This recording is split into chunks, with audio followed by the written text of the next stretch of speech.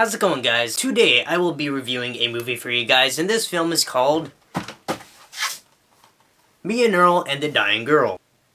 Me and Earl and the Dying Girl is a coming-of-age love story, and it's about how a high school teenager ends up falling in love with another high school teenager who happens to have cancer. So they, at the end kind of learn how to love each other even more, including loving themselves, and yeah, it's just a very nice coming-of-age tale. Does that sound familiar to you at all? Like, possibly, like any other teenage romance ever? It should, because, actually this movie is not what that is about at all. In fact, Me and Earl the Dying Girl is much better than that. But of course, Me and Earl the Dying Girl is based off a book, and the book, I actually did read the book before I saw the movie, and I read this book in one whole day, and I read it non-stop, one day. And that right there should tell you how much I love this book. And typically, I'm not the kind of guy to read, The Fault in Our Stars, or Paper Towns, or any John Green book, or any generic teen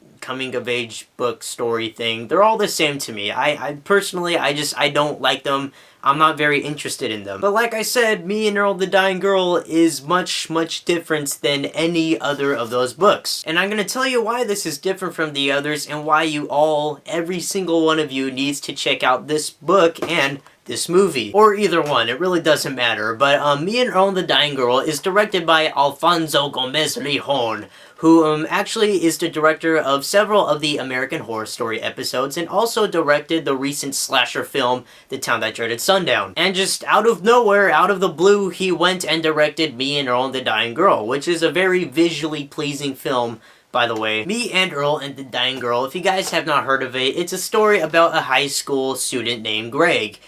Greg and his best friend Earl love to make movies, and when I say make movies, they don't really go out and make their own films. What they do is they take other movies, specifically ones from the Criterion Collection, and they kind of parody them and make them into their own movies. For example, they parodied A Clockwork Orange and made a film called A Sockwork Orange. And for Eyes Wide Shut, they did Eyes Wide Butt. And for Midnight Cowboy, they did 2:48 p.m. Cowboy. So yeah, it's a play on, movies, and it's honestly pretty funny. So yeah, Greg and Earl are longtime friends who have been making movies ever since they've known each other. And it turns out that one of Greg's longtime friends who he hasn't talked to in a while, what's her name in the movie? Rachel is the girl who hasn't talked to in a very long time, and it turns out that she is terminally ill, and is suffering from the very serious disease known as leukemia, and it may even possibly kill her. So, what Greg and Earl plan to do? Well, in fact, they don't really plan it. They're actually kind of forced to do it, but, if you see the movie, then you'll see why. But, they pretty much just try to make a movie for Rachel before she, passes away from leukemia. And that's pretty much what the movie's about. It basically just follows Greg and Earl and how they're trying to make this movie for this poor girl. And, yeah, they all just sort of become friends again, and it's, a very happy story, even though it's not a very happy story at all. As a matter of fact, this movie is very dark, and I was kind of surprised about how dark it was. And you're probably thinking right now, like, man, this movie kind of sounds like a downer, and it's, like, tackling on some very serious subject matter, but, don't be fooled by the serious subject matter. This movie's actually pretty damn funny. In fact, I can even go as far as to call this one of the funniest movies of 2015, because I laughed out loud quite a lot of times in this movie. The film is very quirky, I think is the best way to describe it. Alfonso Gomez-Rejon often uses very visually stunning movies, as I mentioned, and this one especially, I think, is probably his most visually stunning, if that makes sense. The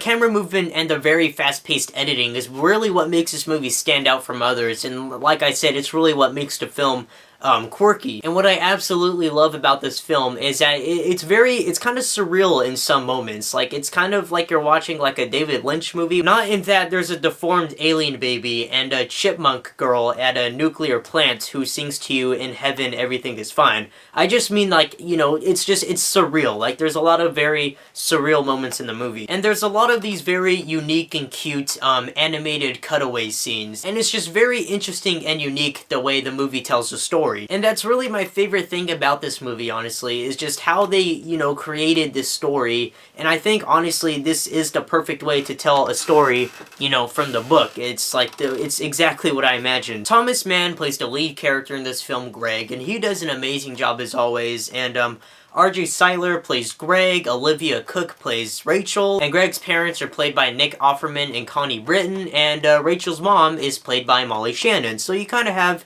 you know, quite a big cast here. And everybody in this film did wonderful. I think it was the perfect cast to play this film. And when I went into this movie, I didn't know what to expect. You know, I loved the book, I read it, and the book helped me, you know, become more excited to see the movie. And honestly, guys, this is probably one of the best movies I've seen in a very, very long time. Me and Earl and the Dying Girl is a phenomenal film, and I don't think I have any complaints with it at all. I honestly think it's just a near perfect film, and it's absolutely amazing, and I think every single one of you watching this video right now needs to go see this film. Please watch this movie, because I also do think it is extremely underrated.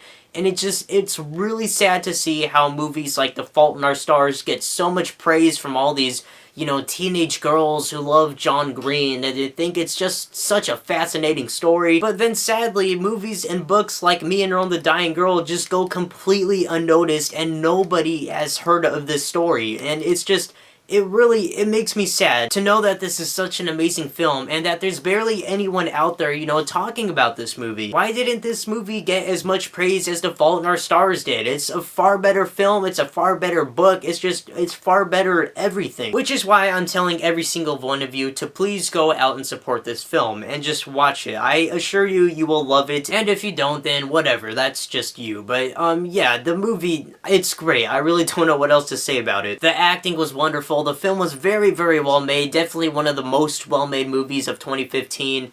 And yeah, I just overall love it. It's definitely one of the best of last year. And I'm just gonna go ahead and flat out say this to YouTube and to everybody watching this video, but watching this movie, I kind of cried a little bit. I cried, I know, but it's a very strange kind of cry. I think I cried because first of all, I cried like at the very end when, you know, some sad stuff happens.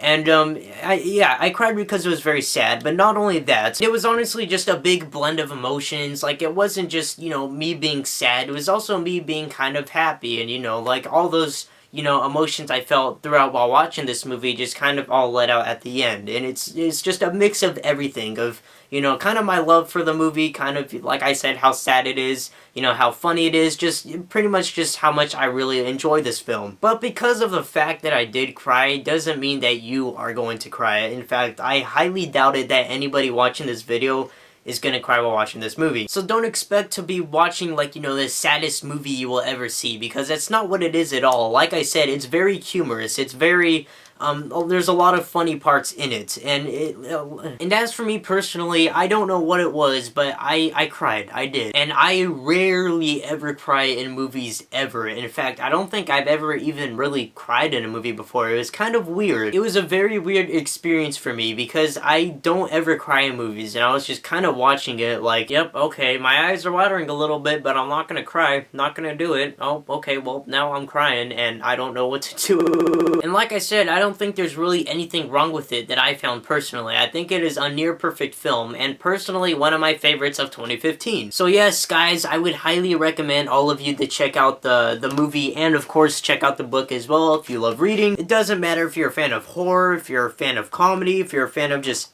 every single one of you needs to watch this film. Honestly, I'm recommending it to everybody, because I think it's a film that everyone can enjoy, and honestly, it's, like I said, one of my personal favorites of 2015.